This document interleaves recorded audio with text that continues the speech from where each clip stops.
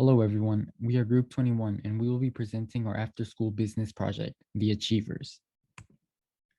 First off, I will start by explaining the current situation in our competitors' market. Our main competitor will be cram schools, and to compete with them, we analyze their purpose, their market, their problems, and the current situation in the education of Japan.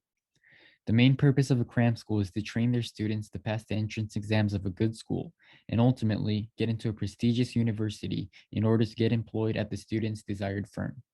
To achieve this, cram schools act as a supplement to school lessons, and they are specialized in entrance exams. The current situation of the cram school industry may seem like it's going through tough times due to the declining birth rate in Japan. But in reality, the market is growing, especially for large cram school companies that are able to meet the needs of their students. The number one reason why the cram school industry is growing is because the amount of money that a parent spends on a cram school per child is increasing, especially for students who attend private schools. However, there are problems with cram schools. Firstly, because many parents are unable to afford to pay for a cram school, there are many children who are being left behind academically by their peers who attend a cram school. Secondly, cram schools don't allow students to pace how they study, and students can also be pressured to compete with other students. These factors can lead to the loss in confidence for a student. There are also changes in the education system which cram schools need to adapt to, and that's the requirement for elementary schools to teach English from a younger age, and the requirement to nurture students' abilities to utilize information. Cram schools that are able to meet these changes through cooperation with other after-school businesses or change their own curriculums will be able to prosper. Finally, I will explain the current social issue in Japan regarding after-school daycare programs. As more families with both parents working are increasing, the demand for daycares is growing. However, there are not enough daycare programs to meet these demands, causing many children to be put in the waiting list. In addition, private daycares can be extremely expensive. This is an issue that our business can solve while making the customers we target bigger. I'm going to introduce our business. We believe we have competitive advantages in the market. The current market consists of cram school, which is juku in Japanese, childcare, and tutoring programs. But there's no business that merely focuses on building students' confidence. We recognize this gap as our business opportunity. Policies. Our school believes that confidence nurtured in the childhood will open up further opportunities for children and enrich their entire life with positive self-affirmation. To boost confidence in children, our school puts emphasis on three principles: personalized, encouraging, and visible. First, personalized. Our school provides one-by-one curriculum instead of generalized materials and teaching methods. Personalized assistance and learning plan will help children to achieve their goal with rich experience. Second, encouraging. Our school promises to encourage every child to commit in their training without the fear of failure. Teachers will avoid using any words that could discourage children's learning. Third, visible. Our school will let children to set their practical, visible goals. The visualization of learning process will allow children to track their improvements and boost their confidence. This is our course structure. No matter what kind of goal the children have, these 5 steps will apply to every course. First, set a personal goal. Second, measure and record. Third, work towards goal. 4, measure and record. And 5, share experience and the result. We put emphasis on the step 3, work towards goal.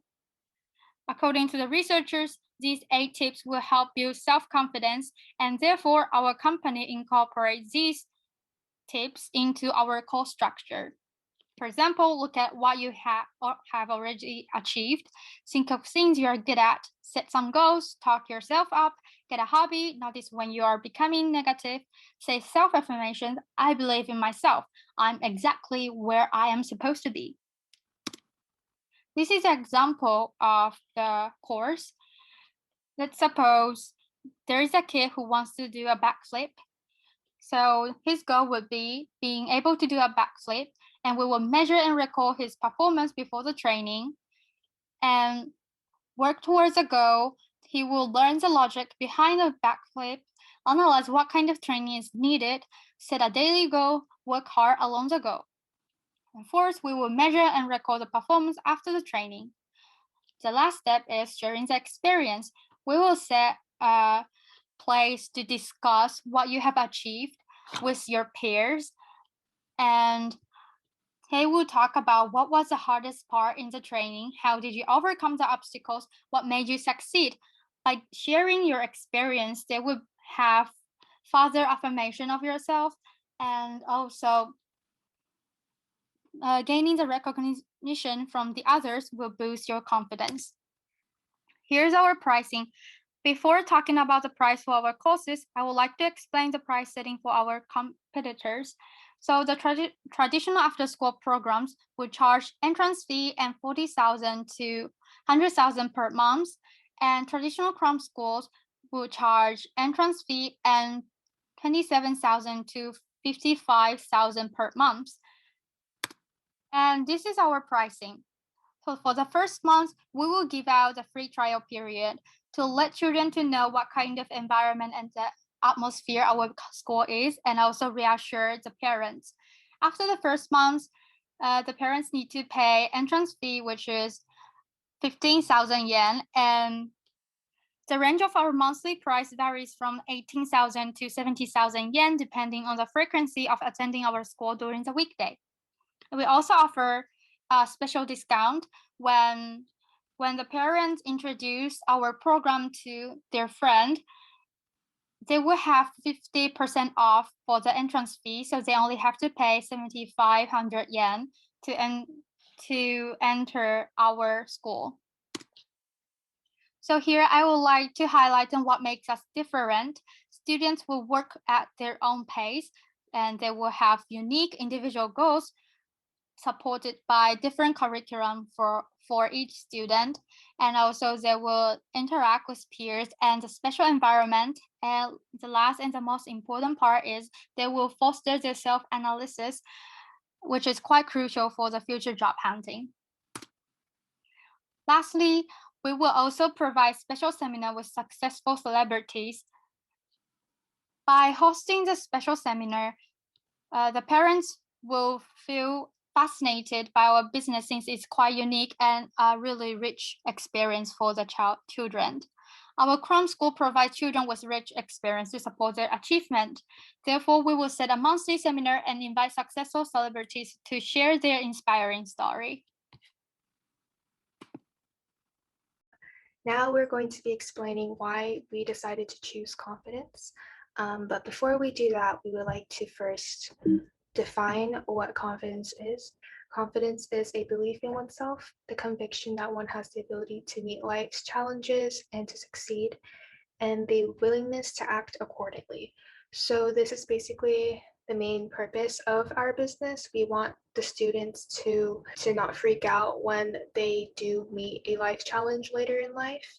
And we hope that through our program that students will be able to act accordingly. We'd now like to compare the data in Japan and USA, China, and Korea.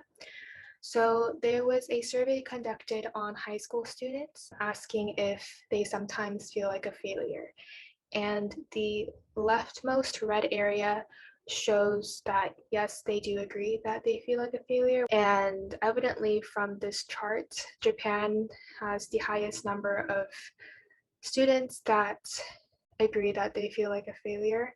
This number and this data really motivated us to want to, fix this and, decrease the red area, the red zone. So there are many factors of confidence and self-esteem, but specifically Japanese people, the biggest factor is modesty. Japanese people use kenjogo, which is basically just polite, modest language. And so because it is a big part of our culture, or a big part of Japanese people's culture, modesty is definitely a big factor that does affect their esteem.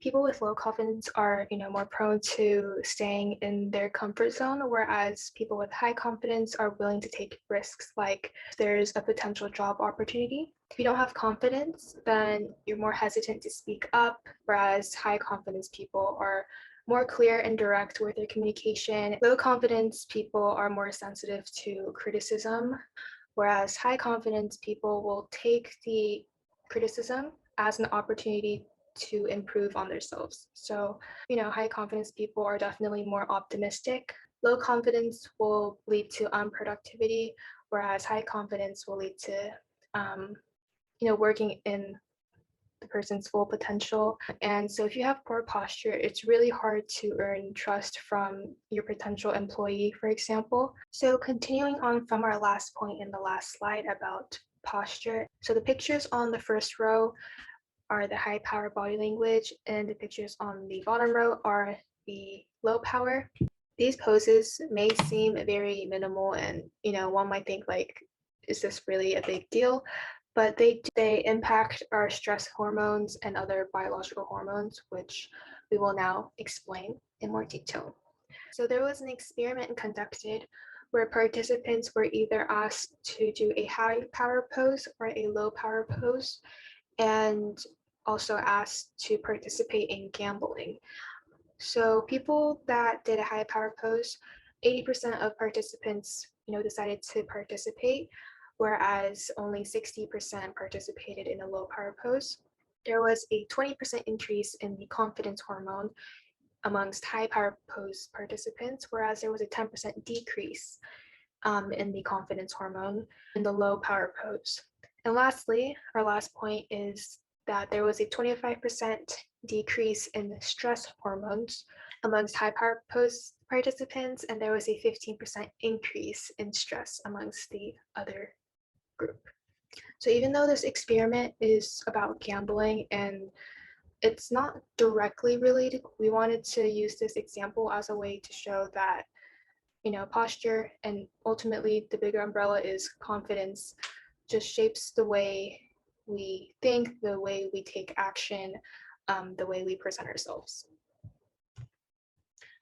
And so lastly, who we want to target is a question that we would now like to answer. So according to another survey, elementary school students and lower secondary or middle school students were asked if they think that they have any strengths, whether it might be more of a physical or even mental strength, really anything. The chart on the left shows the elementary school students, and comparing to the lower secondary school students, elementary school students do agree that they think that they have strengths. There might be a pattern where children, as they get older, they lose confidence and believing that they have strengths. At first, it may seem logical to target the lower secondary school students because, according to the data, the lower secondary school students have lower self-esteem. But we want to target the elementary school students because we want to prevent the esteem from worsening as they grow older. So going back to this data, we ultimately want to increase the red area rather than decreasing the red area. So yes, we want to target elementary school students or families, parents with children that are in elementary school to build on their self-esteem and also to prevent their esteem from worsening. So to reiterate, we think that it makes sense for our business to be named The Achievers, or in short TA, because we want to support the children to achieve their goals. And so when they do achieve their goals, they'll be able to call themselves the Achievers as well. Our business plan. Our policy aims to broaden opportunities for the students by nurturing underconfidence. So our business point number 1 is that we let the students set their own goals because everyone has different goals.